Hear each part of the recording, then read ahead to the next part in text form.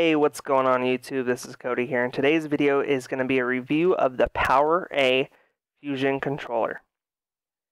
It is a $79 controller made by PowerA, of course, and it is a really solid product. Of course, as you can tell, it's a wired controller. It is a no-slow controller, which those of you who don't know, for the Microsoft controller, sometimes it would not register going around. That would be a quote-unquote slow controller. This does not have that. It will register a full 360, and you will not have a problem. It is very sensitive, the analogs are. So if you play at a, let's say, 5-6 sensitivity, which I do on Halo, you would have to go down to maybe a 3, maybe a 2.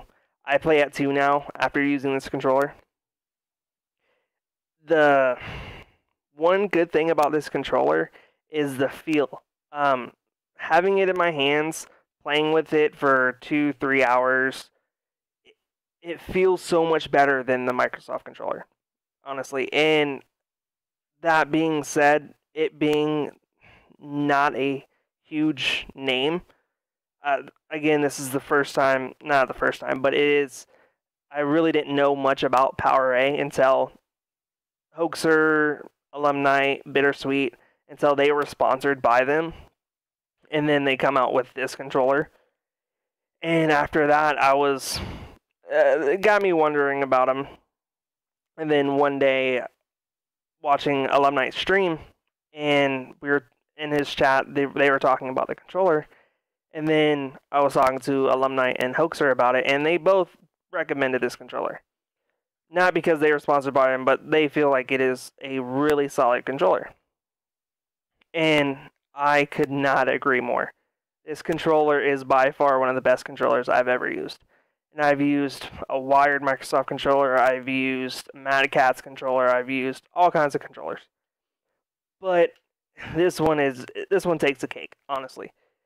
With the triggers, I want to point out the triggers do have kind of like a trigger stop to it. So as soon as it hits that contact, you don't need to do any more. Just unlike the Microsoft controllers, where you have to legitimately go further down. This one, it has that max, a shorter length to contact. So you can fire your shots more frequently. You can throw your nades more. It's better. It's honestly like the Scuff's trigger stop, but it's built in. Excuse me. The buttons on it,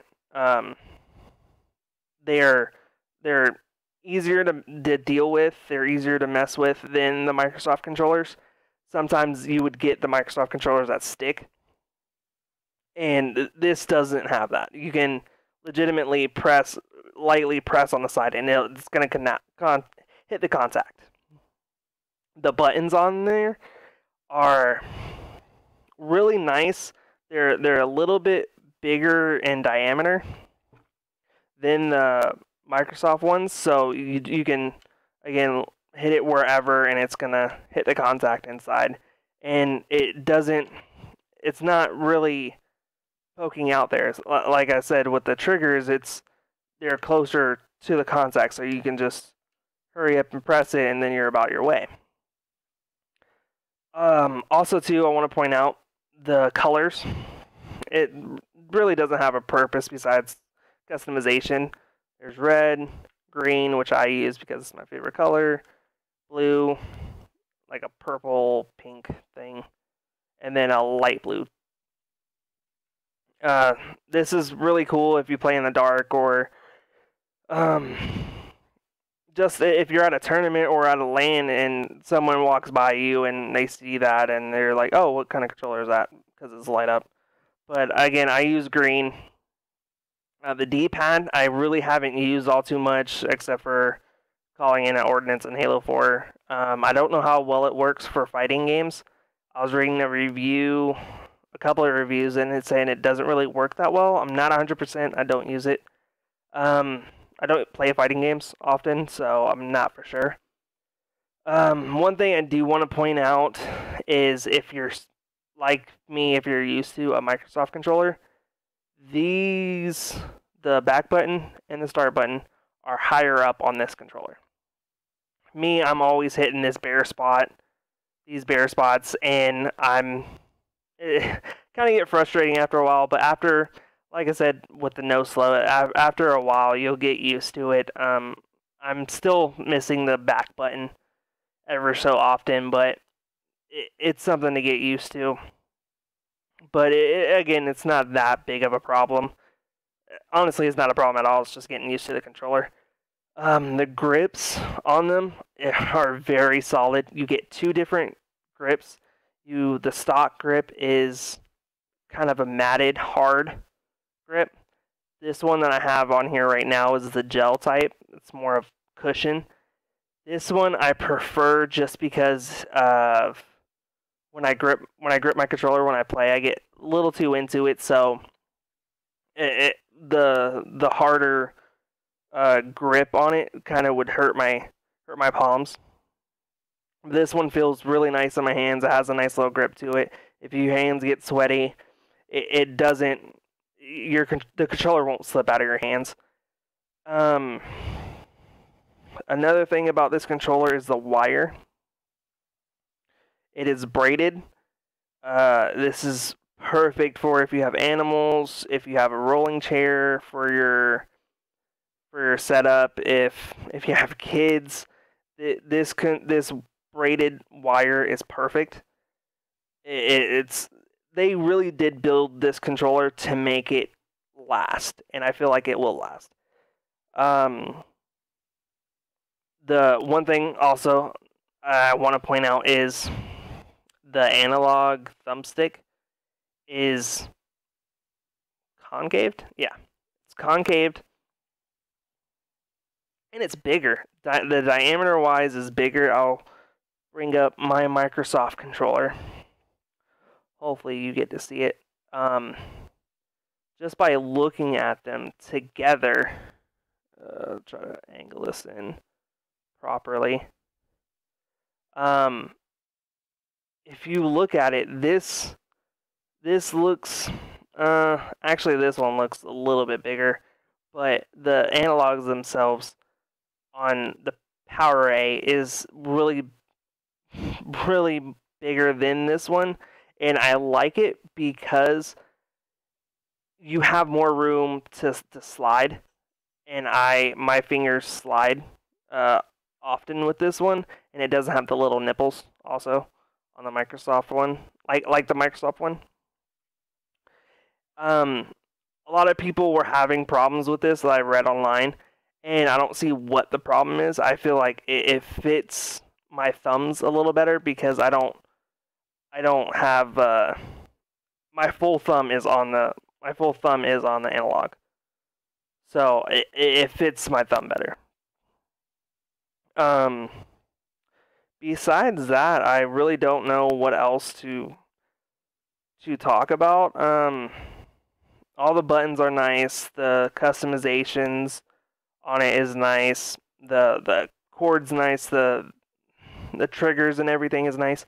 Also, another thing I want to point out is it does come with a traveling case. And this is basically for you to put your controller in.